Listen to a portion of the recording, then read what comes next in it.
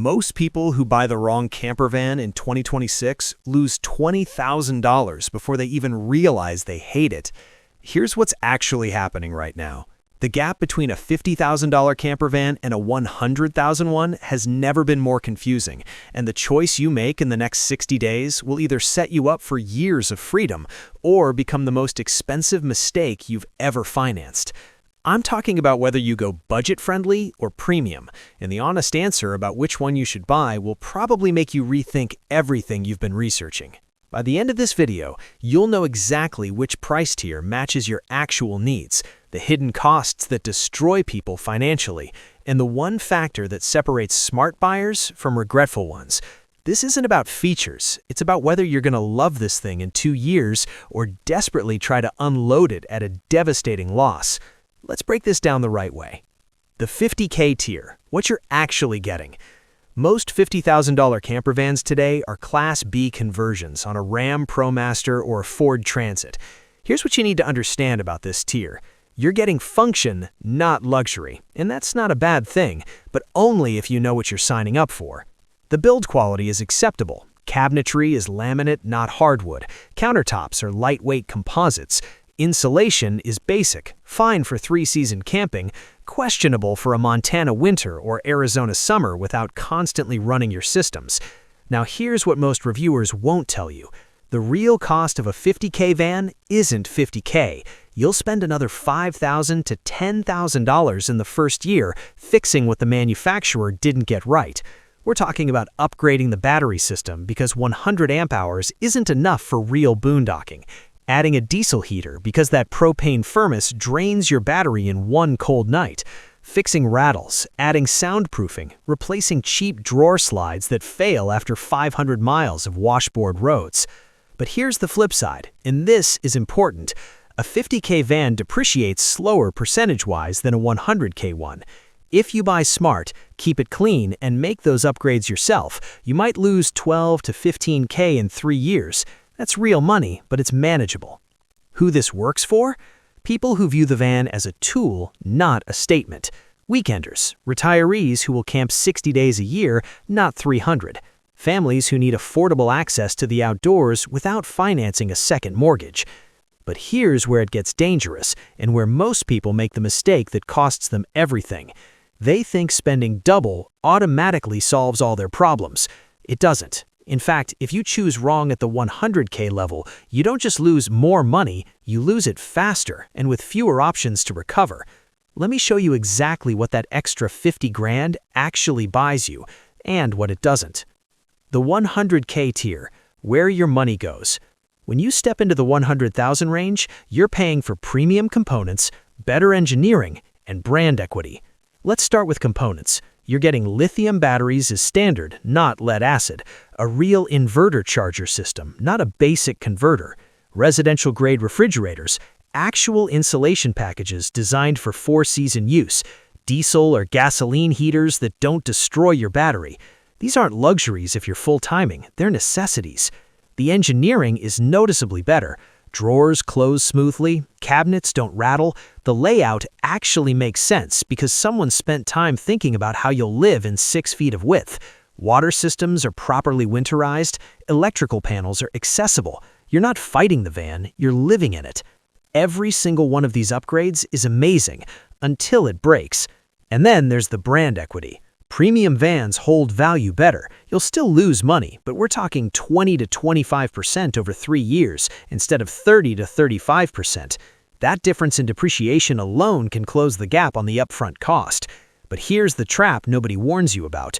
If you choose this tier without actually needing it, you'll overpay for comfort you never use, and you can't get that money back. And if you underbuy when you actually needed the 100K tier, you'll hate van life so much you'll quit entirely and sell at a devastating loss within 18 months. Either mistake cost you the same thing, your dream and your money.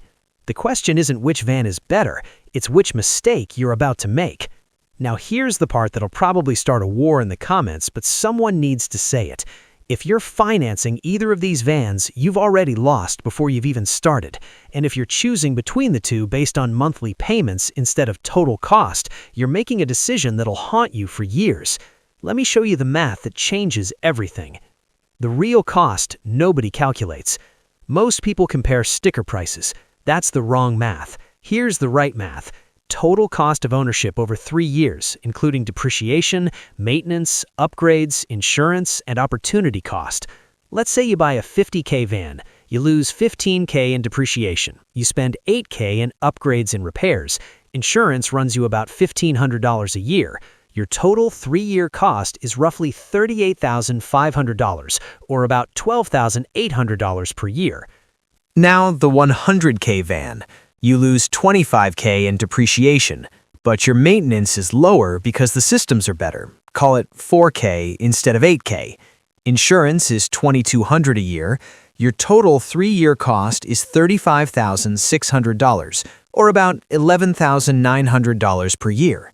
Wait, the more expensive van costs less per year?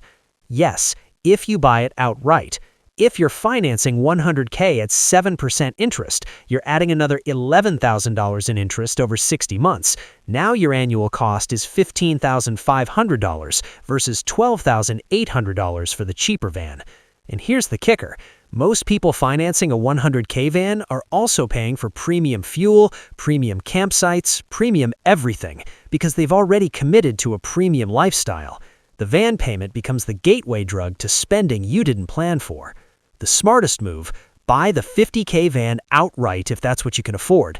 Live in it for a year. Figure out what you actually need versus what you think you need. Then sell it and upgrade if it makes sense. You'll lose less money doing that than buying the wrong 100K van the first time. But let's say you've got the cash, you're ready to commit, and you want to make the right call right now. Here's the one question that'll tell you exactly which tier you belong in. And if you get this wrong, nothing else I've said matters. The deciding factor. Ask yourself this: how many nights per year will you actually sleep in this van? Not how many you want to, not how many you dream of. How many will you realistically sleep in it based on your job, your family, your actual life? If the answer is less than 60 nights per year, buy the 50K van. You don't need lithium batteries and premium heating systems for weekend trips. You need something reliable that won't destroy your savings account. If the answer is 100+ nights, you're retiring early, you're remote, you're committed to full-time or heavy part-time van life, then the 100K van isn't a luxury, it's a cost saver. Because living in a poorly insulated, underpowered, cheaply built van for 100+ nights per year will break you. You'll hate it, you'll spend a fortune trying to fix it, and you'll sell it at a loss within 18 months. Here's the truth: the 50K van is for people who want van life. The 100K van is for people who are living van life. And if you're not sure which one you are yet, start with the 50K. The learning curve is expensive enough without adding unnecessary complexity. So here's my final take, and I know this won't make everyone happy. The 50K campervan market in 2026 is better than it's ever been, only if you're brutally honest about what you're buying. It's a compromise, a good one, but still a compromise. The 100K market is where you go when you've outgrown compromises, when you know exactly what you need because you've already lived it, when you're ready to pay for quality that lasts instead of paying twice to fix what was cheap the first time. Don't buy based on Instagram. Don't buy based on what your retired neighbor drives. Buy based on cold, hard math and honest self-assessment. Now be honest with yourself. Are you buying a vacation toy or a home on wheels? Comment which one you are, because that answer tells me everything about whether you're about to make a smart decision or an expensive one. And if this just saved you from a $20,000 mistake, hit that like button so YouTube knows to show this to more people before they screw up. See you in the next one.